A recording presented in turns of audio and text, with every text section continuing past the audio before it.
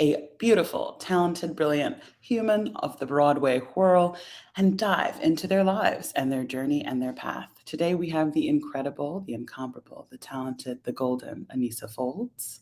Anissa, how are you? What a beautiful introduction. Also, you have a great radio personality host present speaking voice. I'm good. How are you? Thank you. I was not prepared for a compliment I back, feel you very calm. know. Good. Yeah. No, I love talking to artists. It's something that is really fun and exciting for not only our audience, but for myself as well. Yeah, how are you doing today? Good. I just taught a class this morning at Long Island University with in partnership with Rock Nation, which was really awesome to work with some college students that are studying like music design and production, and they were really dope. It was a lot of talent in that room, and now I'm doing this, and then I have a show later. So yeah, doing pretty good. Wow. Okay. So for the folks tuning in casually, what is the show you're doing later? What's the little show you're doing later? I'm doing a show right now called Freestyle Love Supreme. Um, It's like that, like the air horn only feels like the that proper was really good. way to be like. "Bah, bah, bah, bah, bah, bah." Yeah, Okay. we're on Broadway right now until January 2nd, so come check us out while you have the So, time. so cool. Yeah, what was that journey like? How did you, let's take it way, way back to a young, brilliant, bold Anissa. Yeah, what was the journey like of being a young girl and being like, oh, this arts thing, I think I kind of love it. Yeah, so I grew up in Queens, New York. I am a singer first. I grew up singing in church and also like just singing with my dad, who also used to do some lounge singing. And I was in sports camp, and my mom, I one day I was just like, I don't want to do this anymore. That's what I was doing for the summer. I was like, I want to sing, so can we figure something out? So she put me in this musical theater camp. Um, and I was like, I like it, but it was a very white space. I didn't feel like I didn't see myself, and I wasn't very confident. I was a very shy, spoken young girl. I didn't speak a lot. I kept to myself, and then I kind of started to fall in love with it. And when it came to college, when I was trying to figure out what I wanted to do, I didn't know if I wanted to audition for musical theater schools, because again, I still felt a little timid to enter that field. And then I saw In the Heights, and when I saw that they were rapping in musical theater, that kind of changed it for me, because I was like, okay, so they truly are, you can do anything in musical theater. And that's kind of why I auditioned for schools and found my way in this world, just auditioning and auditioning. There's a lot of rejection, and you start to internalize that. But when I was in high school, college, I used to go see Freestyle Supreme shows, and I thought this is the most incredible thing I've ever seen. It's everything I've ever wanted to do in one thing. I wasn't necessarily ever planning to be a rapper, but I did it as a joke in high school, and it was kind of a party trick. And I got my name Young Niece from banging on the tables in high school in the cafeteria. It was very a la Sister Act 2. And yeah, I ended up taking a class at the Freestyle Love Supreme Academy. And through that, I met the people that work in the show, and the beatboxer Shockwave was my teacher. And then I randomly one day got asked to do a gig with them, and that was like a test, so I've been told. And then I was asked to audition for Broadway, and that's kind of how that happened. It was the first time I've ever went into an audition to be myself. And I think that's super powerful. And something that I've really learned through this experience is that I'm enough, you are enough, and that even though there's rejection in this industry, it's not you. Like, you already bring everything you have to bring to the table, and you already have the tools. And to be playing myself in a show is a very special, unique experience, and one that I do not take for granted. Wow, so many brilliant gems in that, so many lovely things, and to just be able to show up as yourself, I think in a world specifically just being Black women where you're constantly saying, "Am I enough?" or measuring yourself against standards that aren't necessarily, you seeing yourself can be so Yeah. hard, but then to have the opportunity to do that and now be a shining, brilliant example of it for other people is also so cool. It's just so incredible. Thank Um you. when you were freestyling in high school or in those days, did you find that the art you were making was like therapeutic for yourself or just like a touch of like how you can relate and connect with the world? Was it silly? Was it serious? What kind of art were you making, I guess, as a young As Nisi? Yeah. young. Yeah, so when I was in high school, I was in programs like the Young People's Chorus of New York City and Wingspan Arts, and those were very important to me. And like, I wouldn't be who I am today without those two organizations. Um, they were an outlet, I have to say. YPC especially was the place that I got to. This girl from Queens, I was singing in this professional children's choir, and I was in places like Carnegie Hall and Lincoln Center and Yankee Stadium singing for the Pope. I went to Japan twice. I've been to China. I've been to Switzerland, and that's not something that I ever thought I would be doing. And so to be doing something so powerful and sharing this music with different cultures, and to see people really connect, and to watch an audience of beautiful Japanese people crying when they tend to be a very reserved culture was a really beautiful experience. And Wingspan Arts, which is the place that kind of introduced me to musical theater and allowed me to explore what that meant for myself. They always laugh at me at Wingspan because when I was there, I was borderline mute. Like, I did not talk. And when we had auditions, I never did an audition before. I didn't know what to do, so I just they told me to sing Happy Birthday, and everyone was like, "Oh my god, this voice is coming out of this person who doesn't speak." But yeah, it helped me find myself. It helped me the art that I was doing helped me become me. There is no me without this art. I truly don't know where I would be. And to now be able to give that back to people, just as I said, I was teaching a class earlier, and I also work very closely with the Freestyle Supreme Academy, which is where I took a class, and to give people the power and help them find the power of their voices. Because in the academy, it's not necessarily about you're coming in here to be a rapper, or you're coming on here to be on Broadway. That's not necessarily what it's about. It's about bringing yourself to the table, using those tools that are already inside of you, and just being able to take a risk and have fun and make mistakes and to fail and pick yourself up and to find a community of people that are going to have your back. And that's so beautiful and so exciting that you get to do it night after night and also then share that message. I think that is truly remarkable. I am now going to play a clip of you singing. You know, this is why the folks at Spin Arts were floored when you opened your mouth because the talent on this woman is truly remarkable. Oh my So I'm going to share a clip of you singing "The Greatest Love of All." Truly remarkable. Thank you. Okay, and so we'll cut here. Incredible. It just played. Blah, blah, blah, blah, Wow. blah. The star. Okay, great. And then we'll come back in and I'll just be like, that was amazing. So talk to me about Broadway sessions. Talk to me about how you got into that room. I've had another artist on who was also in Broadway sessions. And so I'm wondering what that community looks like. And you probably all know the same players and the goodness. Oh, absolutely. Yeah. Yeah, all of Black Broadway. We all know each other.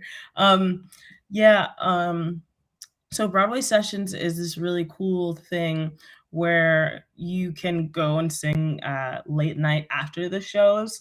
Um, so they tend to do a lot of work with the kids that are doing showcases like right out of college. So people will have their college cabaret.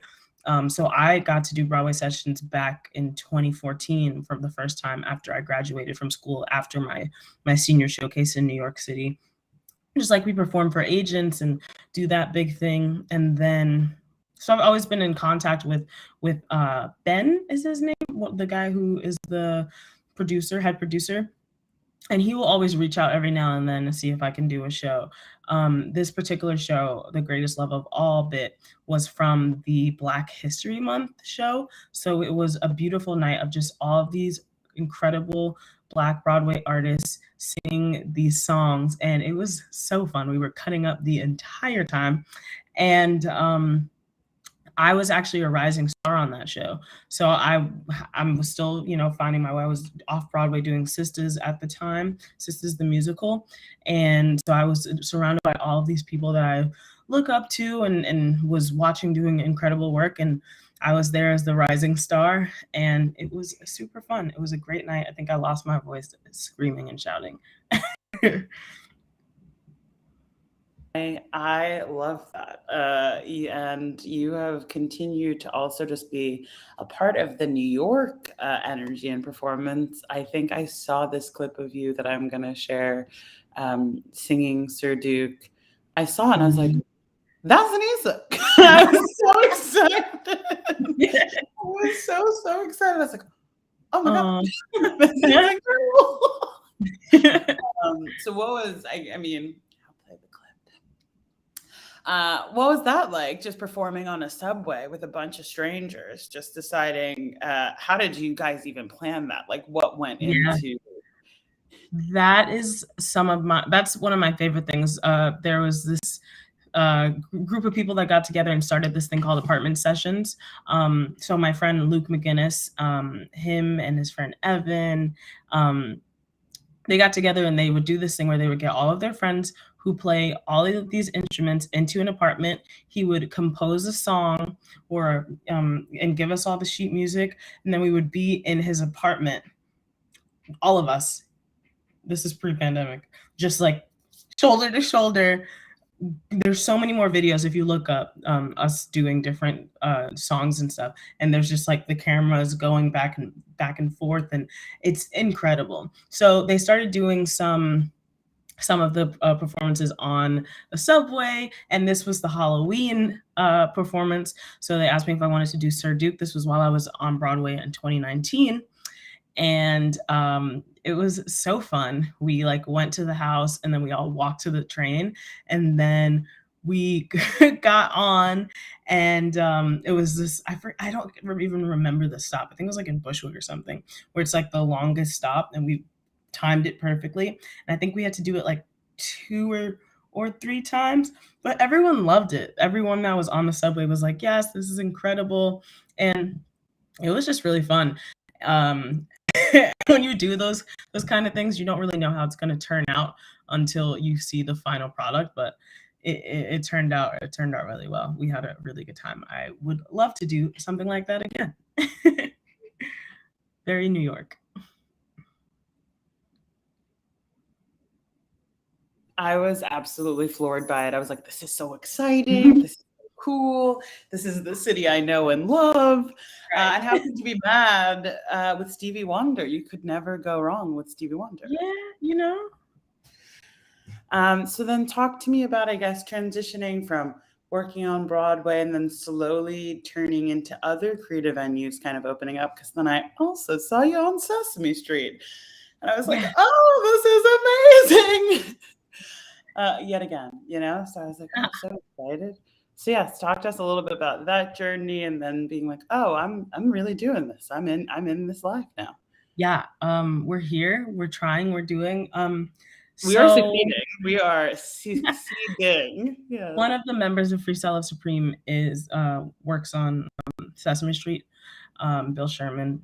I remember when we were on Broadway in 2019. I was like, can I come visit? Like, I want to come see the set. Like, I want to go to Sesame Street. I still have not yet been there, but during the pandemic, that we're still in, but early on, back in 2020, he was like, do you want to be on the show? And I was like, yeah, you don't have to ask. Just, yeah. Yeah, please. So that was I actually recorded that during the early on in the pandemic back in 2020, and I didn't have any recording stuff or anything.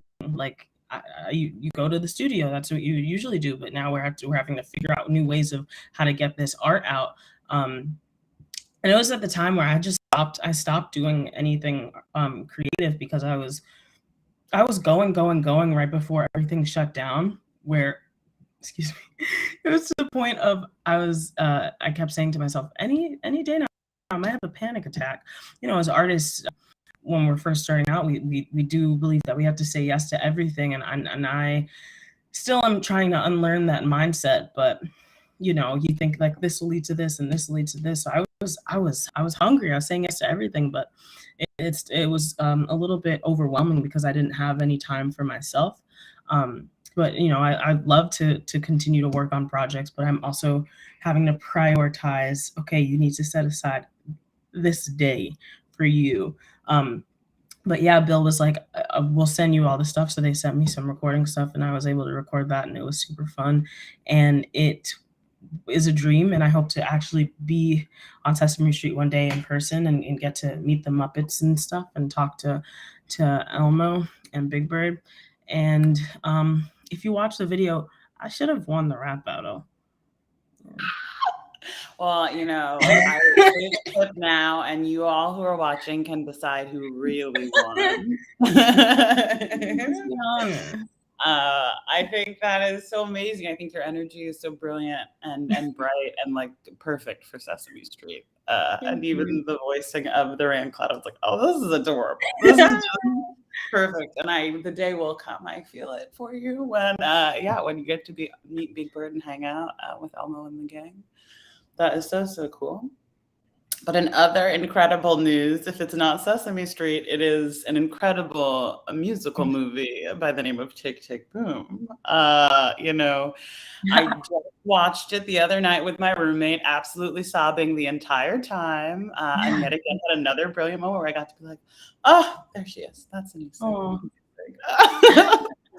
So yeah, loved it. I think the odd and tragic timing of the death of Stephen Sondheim, and then also the release of Tick Tick Boom and all of the whirl around it, really is just like a magical gift to the world of musical theater, and it's so beautiful that you got to be a part of that, and I'm so thankful for your contribution to it. But yeah, what was it like? I guess in a pandemic, which we are still in, and I hope people are safe and watching this from their homes. What was it like to work on something so big in such a chaotic time? A little bit, Lynn is a really great human, a great friend, and he likes to very much spread his wealth and his love around to the people that he thinks deserves it. And I think he surrounds himself with a lot of good energy. And that was something that I noticed the most on set. Just everyone that he brings into his space is good people. And when he asked me to do it, obviously I jumped at the chance. We filmed in October, and I myself was going through a lot at the time. So it was really beautiful to just be able to be in a creative space with incredible people. And to watch how he works. He's such a joyful person, and it's I don't know. It was a very magical experience, but it was my first time ever working on a movie and being in something like that. So it was also a learning experience. I learned a lot.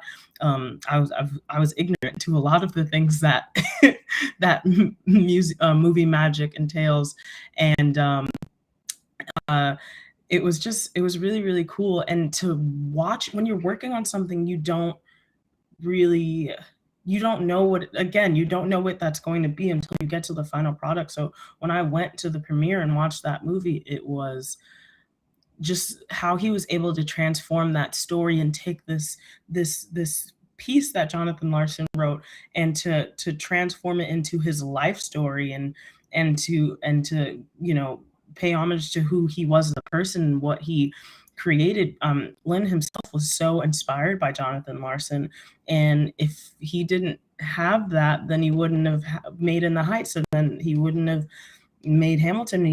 I wouldn't be in Freestyle Love Supreme. So to sit there and realize that was really beautiful.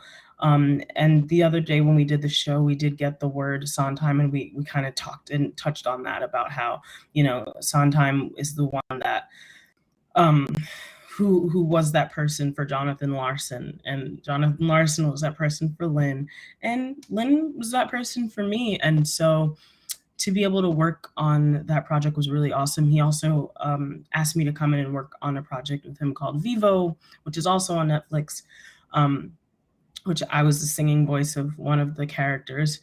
And that was really cool to be able to be able to now like see myself and to hear myself on screen, and to make spaces for those same little Black girls and queens to feel represented and to feel like they can be in this space and are welcome into this space, has been no words. And I can't think of a more lovely, brilliant, and beautiful person to do it. I think energetically you are so sweet, but not only that, you are so talented. The voice, like true chills when I'm watching you perform, and the Thank voice is you. so powerful. And also, I think to hear your journey from being this girl who had to find her voice as a young girl, and now is able to pay that forward is also just so beautiful. Everything is interconnected, full circle, and The music. circle. Yeah, and music is such a gift in that way. Yeah. Okay, let's get into some more intimate questions. What is your favorite part about being an artist? Whew. My favorite part about being an artist is connection. Connecting with people, to help people see themselves. The show that we do is so special. It's so unique. We are talking to the audience the entire time. We're getting their words, their ideas in order to inform the show. And I can speak directly to someone, and I will say that a lot. Like if I get we do this one song called True in the show, and it's the moment where we kind of tell our stories. We'll ask the audience for something they love, and they give us a word, and then we have to make up a song, and everything we have to say has to be informed by ourselves, a true story. So I don't know. I'll often tell whatever comes up, we might end up crying on the stage. Like that happens a lot where people break down. I'm learning so much about my fellow castmates in that moment. And sometimes we just cover topics that the audience needs to hear. So when I walk out of the stage door and hear, "Hi, you really spoke to me tonight. I needed to hear that," or "I can relate to this. I've been having trouble with my mental health, and it's glad to know that I'm good. I'm glad to know that I'm not alone in this." That's why I do what I do. And to be able to connect with people like that, it's really, really special. And to be able to do it in a show like this is really special, because we're going through a lot as a people right now, and art is so important. And to be able to give people joy and to be able to make people feel seen, I think that that's what art is all about.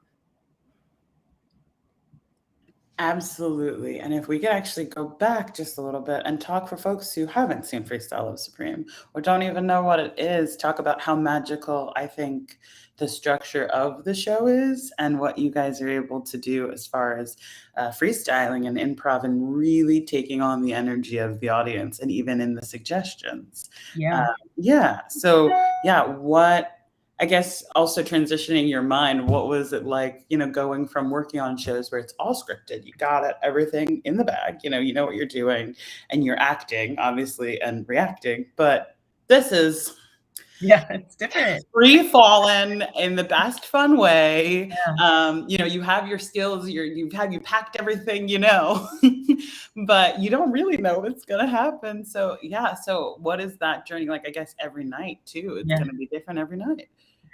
We really don't know. It was terrifying, honestly. The guys have been doing the show for 18 years, and regular Broadway rehearsals, you have about a month. We had a week of rehearsal, you know, week of rehearsal. And another question we get is, how do you rehearse the show? You just got to do it over and over again.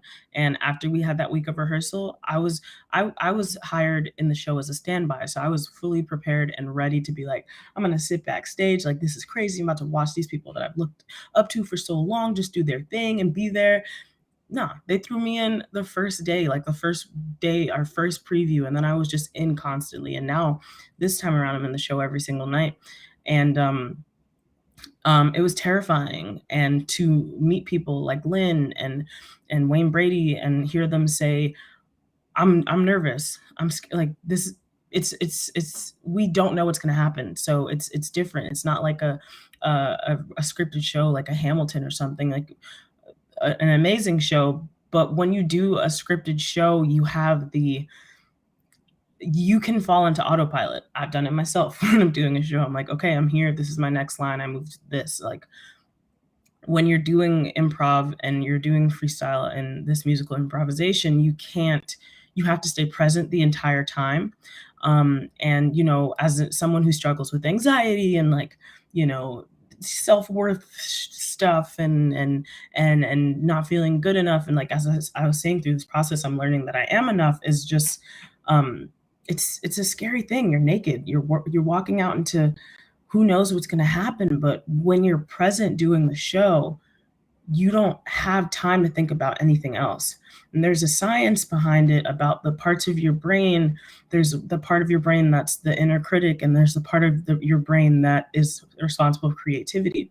And we've done studies through Freestyle Love Supreme and working with these doctors and putting artists into fMRI machines and having them do improvisation while they're in these machines, and you can see the brain waves. Your inner critic and your self-judgment while you're being creative and improvising, they can't exist at the same time. Your creativity is going to be up here and your inner critic is going to go down. So when I'm having a day or, you know, having a bad self-worth day or having an anxious day and I have other things on my mind, when I'm doing this show, it's a form of therapy for me because all of that other stuff has to go because I can't think about it as I'm doing this work. And like we welcome the mistakes. It's a team. We're a team. So there's people that are gonna have your back. We say that to each other every day before we go on stage. And it is a family, and it is also just the most fun. And we're making it up as we go, and we bring the audience along for that ride, and they are the other cast members. So Yeah, and I think it shows. I think the joy shows. I think it's so freeing and exciting to watch someone do that. To yeah, watch someone just kind of leave it all behind and say, "No, this is who I am. I'm standing here in my creativity and what I'm bringing to you," and it's so powerful and so fun. And I have feel very fortunate to have seen the show twice now, so very excited and happy to have been an audience member, and I hope to catch it when you guys come out this way west to San Francisco. So yay. exciting! Are you doing more stops on the tour? Where else are you guys headed? Yeah, we're doing San Francisco and then Seattle and then Portland and then we're gonna be in LA, Detroit, DC, Boston, You're hitting everywhere. all the cities. Oh, amazing. That is so exciting and so, so cool. And you are just, again, I can't say it enough, a lovely, brilliant addition to the team, but also just such a warm, brilliant energy in and of yourself. I enjoy Thank seeing you. you perform so, so much. Hopefully, I'll get to check out Vivo on Netflix, or I'll add a clip of it for our audience to enjoy as Yeah. well. Okay, we are getting to the end of our interview, but I am going to hit you with some fire rapid Ooh, let's questions. go. Are you prepared? I mean, no, you're not. These are made up. We're improvising together right now. Amazing. Okay. What is your favorite season? Fall, winter. Oh, the like interstitial period between fall and winter. Yeah. Okay. I will accept there's no judgment on any end. If you could have dinner with any person, living or dead, who would it be? Oh my god, oh my god, oh my god. Pressure, all the pressure, no pressure. I feel pressure. Who do I want to have dinner with? My God, Erykah Badu seems fun. I could see that. She apparently met a friend of mine outside of a concert and had said, "You can do anything you put your mind to," but she like meant it, and I feel like She seems wise. yeah, the Baduism. I would need some of that energy as well. I feel like that is an incredible answer. Okay, city or the country? City. Okay. If you had to eat one meal for the rest of your life, what would it be? The Smiths brick chicken with mashed potatoes and greens. Oh, class, Man, class. I don't know. I don't. Yeah, I'll have to go try. Everyone watching should also go try it. you're And right. my final question: if you had one piece of advice you could give your younger self about where you are now, Whew. what would you tell your younger self? Whew, whew, whew. Because I need my older self to come talk to me now. I be in my head like, what's good? Like, you feel me? So if you're listening, future Anissa, please give me some wisdom. But to you, just you got this. Like you don't even know how powerful you are. What's for you is for you. Just trust and keep doing it. I'm literally, why am I looking over here? Just trust yourself. You wanted the eye line to be right. I felt it. I felt it. It was you. I was Delicious. painting a picture. Yeah, no, I received it. I fully received it. I said, okay, yes, her younger self lives here, her future self lives here. I love levels. There were levels. I was like, Yeah. We are receiving. But to that, she would not even believe where she is now. She wouldn't. She just wouldn't. But I'm excited for her. If that how it goes. Love it. And I am excited for her too. We are all excited for her. If people want to take classes with Freestyle Love Supreme or they want to see you all, I'm Millie rocking now, but I'm welcoming it. Where can they go? Where should they look? What should go on? So you can visit fls.academy to check out the Freestyle Love Supreme classes. We have scholarships because we want to bring the world that we see outside into our classrooms, and please come. Like, everyone is welcome. It doesn't matter what walk of life you're from. It doesn't matter if you're a priest or a dentist or a teacher and you just want to freestyle and have some fun, and please just come. And you can check us out at freestylelovesupreme.com. I honestly don't know if that's the website, but just type it into Google and you'll find it. Again, such a treasure and such a joy. Anissa, you are truly the best. Thank you for joining us today on the platform. We all hope you all enjoyed it and have a great rest of your day, everybody. Bye, friends. Bye.